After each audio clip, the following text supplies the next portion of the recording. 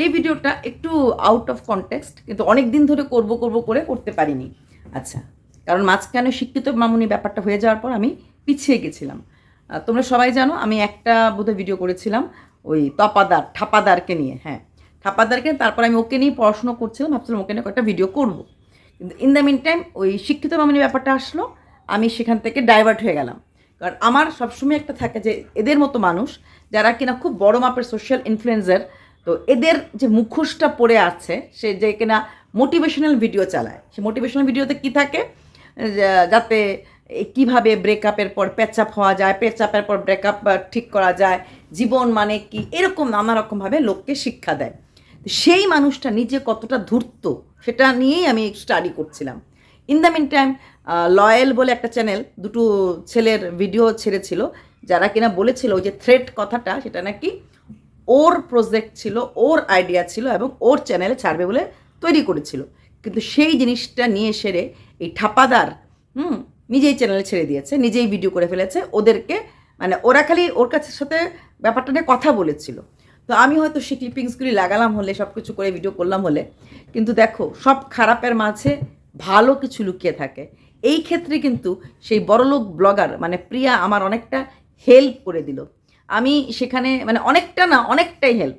আমি হয়তো তাকে নিয়ে ভিডিও করতাম এবং দু তিনটা ভিডিও মোটামুটি আমি তৈরি করে রেখেছিলাম, খালি এডিট করা বাকি ছিল। কিন্তু এমনভাবে আমি তখন ওই দিকে চলে গেলাম যে এদিকে ভিডিওগুলো এডিট করব, ছাড়বো। বারবার ভিডিও কিন্তু বলছিলাম যে আমি তো ঠাপাদারকে নিয়ে ভিডিও, কিন্তু আমার আর সেই ভিডিওগুলো এডিটও করা হয়নি, সেগুলিকে কম্বাইনও করা হয়নি। এর আগে একটা কথা ওয়াইটি মার্কেটে আসলো, কি আসলো, সেই ঠাপাদার বিভিন্ন রোস্টিং চ্যানেলকে ইনক্লুডিং আমার বাপ, তোমার বাপ, সবার বাপ, সিনে বাপের মতো একজন এত বড় রোস্টারকেও স্ট্রাইক দিয়ে সেই ভিডিওটা উড়িয়ে দিয়েছে, যেখানে কিনা ওর ক্লিপিংস ইউজ করেছিল। এবং ফেসবুক পেজে সিনেবাপের অনেক রিপোর্ট করে, সিনেবাপ এটা নিয়ে প্রোটেস্ট করেছিল যে একটা মেয়ের সাথে এরকম কেন হলো, কিসের জন্য করলো। সিনেবাপ তো সমস্ত অন্যায় দেখলেই প্রোটেস্ট করে। অ্যাকচুয়ালি রোস্টার বা কন্ট্রোভার্সি ক্রিয়েটারদের কাজই হচ্ছে, যেটা ভুল সেই ভুলটা হয়তো লোকেরকে চোখে আঙ্গুল দিয়ে দেখিয়ে দেওয়া, আর সেই আঙ্গুল দিয়ে দেখিয়ে দেওয়াটাই কিন্তু ওরা নিতে পারে না বা মানতে পারে না। ঠিক এখানেও কিন্তু সেটাই হয়েছে। তো সিনেবাপের মতো এত বড় একজন ব্লগারকেও কিন্তু ছেড়ে দেওয়া হয়নি এবং তাকেও তার সাথে এটা করা হয়েছে। তাছাড়া আরও অনেক টিম তারপরে বিপুয়া, এদের অনেককেই এভাবে ও স্ট্রাইক দিয়েছে। এমনকি কিছু কিছু লোককে লিগ্যাল স্টেপ নেবে বলেও ও মানে থ্রেট করেছে।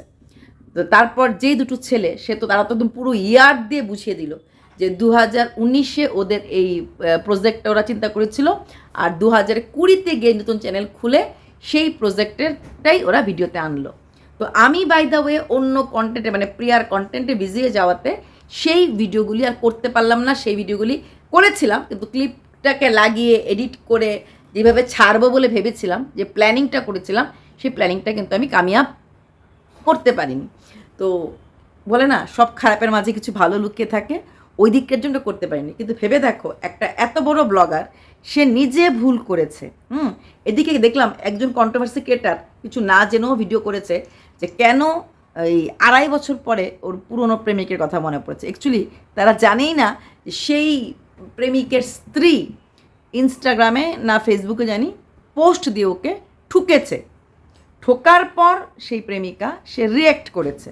ওরা জানে না, ওরা ভিডিও করতে বসে গেছে, বললো এখন তোমার মনে পড়েছে 7 বছরের আগের মানে রিলেশন ছেড়ে দিয়ে গেছে, ঠিক আছে খুব কষ্ট পেয়েছে, সব কিছু মেনে নিচ্ছি, কিন্তু এখন কেন, যখন তার স্ত্রীর এইরকম অবস্থা চলছে, এই সময় তোমার মনে হয়েছে।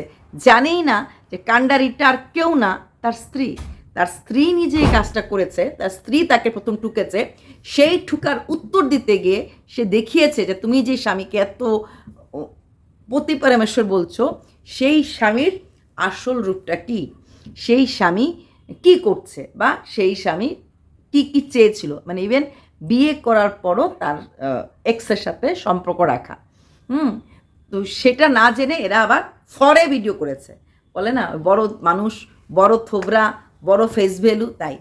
তো এই যে আমরা সবসময় ভাবি না যে আচ্ছা এটা আমার সাথে হয়েছে, বোধহয় খারাপ হয়েছে, এটা চিন্তা করে দেখো, যদি প্রিয়া ওই কাজটা না করতো আমার সাথে, আমি তাহলে প্রিয়াকে নিয়ে ভিডিওটা করলাম, নহলে আমি কিন্তু তখন এদিক দিয়ে দৌড়ালাম হলে, কারণ আমার তখন টার্গেট কিন্তু ওকে নিয়েই নানা ভিডিও ছিল। ইনফ্যাক্ট যে দুটো ছেলে ওই লয়ালের যে ছেলেগুলি যে ভিডিও নিয়ে কথাগুলি বলেছিল তাদের ওই ব্যাপারগুলিও আমি স্ক্রিন রেকর্ডিং করে রেখেছিলাম, তাদের সাথেও মানে কথাগুলি আমি দেখছিলাম, ইন্টারভিউগুলি দেখছিলাম যে কীভাবে তার চ্যানেলের সূত্রপাত হয়েছে ভুলভাল দিয়ে। হ্যাঁ, তাছাড়া এতগুলি রোস্টিং চ্যানেলকে একসাথে স্ট্রাইক দেওয়ার মতো দম লাগে, যদিও সে নাকি নিজের চ্যানেল থেকে স্ট্রাইক দেয়নি, অন্য আরেকজনের চ্যানেল, যারা কিনা ওর স্ত্রীর বোধহয় কোনো রিলেটিভ বা কিছু হয়, তার সাথে খুব মিল, তার দ্বারা স্ট্রাইকটা দেওয়া হয়েছে। কারণ এরা রোস্টিং চ্যানেলে তো জানোই এটা ফেয়ার ইউজের জন্য ওরা একটা কত সেকেন্ডের ভিডিও ক্লিপিংস লাগানো যায়। এটা রোস্টিং চ্যানেল যাদের হয় তাদের কাছে একটা ইউটিউব থেকে পারমিশন থাকে ফর ফেয়ার ইউজের জন্য, এরকমভাবে ওরা ক্লিপিংস ইউজ করতে পারে। This criteria is only for roasting channel. হ্যাঁ, তো ক্রাইটেরিয়াতে লিখতে লাগবে, আমাদের যেরকম ক্রাইটেরিয়া থাকে না কি আর কি, তো সেখানটা লিখতে থাকে। তো সেখানে ওরা ইউজ করেছে, তারপরও সেই স্ট্রাইক। তখন সিনেমা একদম দারুণ করে বলেছিল যে এইভাবে কেউ ভয় পাবে না, যাদের স্ট্রাইক দিয়ে যাদের চ্যানেলগুলি ক্ষতি করা হয়েছে, নতুন নতুন চ্যানেল, এদের অনেকেরই ক্ষতি, একটা স্ট্রাইক মানে অনেক বড় ব্যাপার। তো সেটা নিয়ে সিনেমা খুব জোরে, যখন সিনেমা খুব জোরে মানে আওয়াজ তুললো, তখন হয়তো ওরা একটু পিছিয়ে গেছিলো, যেটা মনে হলো। কারণ সিনেমাপের সেই ভিডিওটা দেখলাম, আবার ফেরত পেয়েছে, হয়তো স্ট্রাইকটা সিনেমা উঠিয়ে ফেলেছে, কারণ সিনেমা জানে, বলেও ছিল যে কীভাবে স্ট্রাইক উঠাতে হয়, কীভাবে না উঠাতে। সিনেমাপের মতো একটা এত পপুলার চ্যানেল বা এত বড় চ্যানেল যদি ইউটিউবকে মেসেজ করে বা মেইল করে, তো সেখানে ওরা তো এটা দেখবে, এবং একটা রোস্টিং চ্যানেলের ফেয়ার ইউজের জন্য কিছু কিছু রুলস থাকে। তো হয়তো উনি সেটা করেছে, তার বিনিময়ে হয়তো, কারণ সেই ভিডিওটা কিন্তু আছে, সেই ভিডিওটা উড়িয়ে দিয়েছিল, সেই ভিডিওটা আবার ফেরত পেয়েছে। আর সিনেমাপের যে ভিডিওটা ছিল, যেটা কিনা যেখানে কিনা উনি বলেছিল যে ওকে স্ট্রাইক দেওয়া হয়েছে বা ওর ফেসবুকে পেজে এরকম করা হয়েছে, সেই ভিডিওটা কিন্তু নেই। মানে আর সিনেমাপিটা বলেও দিয়েছিল যে বাংলাদেশের কিছু লোক আছে যারা কিনা কাজ করে, কিন্তু এটাও বলেছিল যে না, যদি কাজ করে বা এমন কেউ এসে তোমাদেরকে বলে, মানে জুনিয়রদেরকে ইনডাইরেক্টলি থ্রু ভিডিওতে ইনফরমেশন দিচ্ছিল, যেরকম যদি কেউ কিছু বলে যে হ্যাঁ আমরা স্ট্রাইক উঠিয়ে দেবো, হ্যান্ড করে দেবো, তোমরা কিন্তু রাজি হবে না, কারণ আমাদের স্ট্রাইক আমরাই উঠাতে পারি। কারণ এটা রোস্টিং চ্যানেলের একটা ইসের মধ্যে, মানে জোনের মধ্যে পড়ে, ওদের একটা ইসের মধ্যে পড়ে। তো সেই কথাগুলি কিন্তু সিনেমা বলেছিল, আর আমি কিন্তু ওইগুলি নিয়েই চর্চা করছিলাম এবং ওইগুলি নিয়েই ভিডিও করতাম। কিন্তু এই ক্ষেত্রে বলবো যে আমরা বলি না, ঈশ্বর যা করে ভালোর জন্য করে। আমিও হয়তো ক্লিপিংস, হ্যাঁ আমি কিছু ক্লিপিংস রেডিও করেছিলাম, অনেক পুরনো ভিডিও দেখে দেখে। আমি তো খুব ওখানে ভিডিও দেখি না বা খুব চর্চা তো করিনি কখনো, তাই আমি তার কোন ভিডিওতে, মোটিভেশনাল ভিডিওতে কী কী বলেছিল, সততা নেই কী কী কখন কী বলেছিল, মানুষের জীবনে সততার কতটা ইম্পর্টেন্স, এই সবগুলি ক্লিপিংস না বসে বসে এক একটা করছিলাম, স্টাডি করতে লাগে, পড়াশোনা করছিলাম। সেটা করতে করতে কিন্তু হারিয়ে ফেলেছিলাম, মানে এই দিকটাতে যে আমি করি, ম্যান্ডি চোপা এদেরকে থেকে ওইখানটায় কাজ করছিলাম। কিন্তু এই প্রিয়া আমাকে হাই মারো মারো টান করে টেনে হিচড়ে নিয়ে এসেছে, আর সে টেনে হিচড়ে আসার জন্য আমি কিন্তু ওই জায়গাটা, মানে ওই দিকটা ছেড়ে এখানে এসেছি। তারপরে যখন আমি দেখলাম দুদিন পরে, আমি যখন ভাবলাম যে আমি ঠিক আছে এটা যে দুরাজ্য হয়েছে, আমি এটা সেরে আসি, কারণ আমার মাথার মধ্যে ওই ঘুরছে। ও মা, দুদিন পরে যখন সিনেমাপের ভিডিওটা দেখলাম, তার সাথে আমি বদমাস বিপি বা টিম বাকি এদের ভিডিওটা আসছিল, যেহেতু আমি ওকে স্টাডি করছিলাম, তো আমার ফিডে ওদের ভিডিওগুলি আসছিল না। ও বারে, এই কী সব হয়ে গেল, হ্যাঁ আমি তো এটাই করলাম হলে, আমিও তো এগুলিই করলাম হলে, কিন্তু এটা করার আগে এটা হয়ে গেল। তাই আমরা বলি কোনো কিছু খারাপের মাঝে কিছু ভালো লুকিয়ে থাকে, এই ক্ষেত্রে কিন্তু আমি বলতে পারি এই খারাপের মাঝে ভালোটাই লুকিয়েছিল, তাই না? যাই হোক, তো একটা মানুষ যাকে এত বড় ব্লগার বলে আমরা জানি, ব্লগার, হ্যাঁ ইউটিউবার ব্লগারই তো, motivational speaker, not blogger, motivational speaker, তারপরে থ্রেড কথা, মানে এত জ্ঞানের কথাবার্তা যে বলে, সে আসলে ভেতর থেকে নিজেকে কতটা খোকলা করে রেখেছে। আরেকটা ছেলের প্রজেক্ট, আরেকটা ছেলের চিন্তাধারা আমি বিক্রি করে দিলাম। আমি আমার এই ভিডিওতে যে কথাগুলি বলছি, আমি কোনো এক কন্ট্রোভার্সি ক্রিয়েটরের কাছ থেকে শুনলাম, শুনে আমি ওর কথাটা আমি বলে দিলাম, তাকে আর ভিডিও করতে দিলাম না। এর থেকে বড় অন্যায় বা এর থেকে বড় কোনো পাপ কিছু আছে? সেটা সেরকম ব্যাপার একটা, এটা অন্য কারোর কনসেপ্ট, অন্য কারোর থিম, সেখানে আমি যেহেতু, ও বলেছে আমার মতো আওয়াজ, ওর ভয়েস তো খুব সুন্দর, আমার মতো গলার আওয়াজ কারণ নেই, আমার মতো এরকম বলার কায়দা কারণ নেই, তাই এটা আমার গলাতেই মানাবে। আরে ভাই, প্রজেক্ট কার গলাতে মানাবে, কে সেটা তো নিজে ব্যক্তিগত ব্যাপার। হ্যাঁ, এই মুভিটা শাহরুখ খানই করবে, তাকেই মানাবে, সেটা শাহরুখ খান করবে না কাদের খান করবে, সেটা তো ডাইরেক্টর প্রডিউসার ভাববে।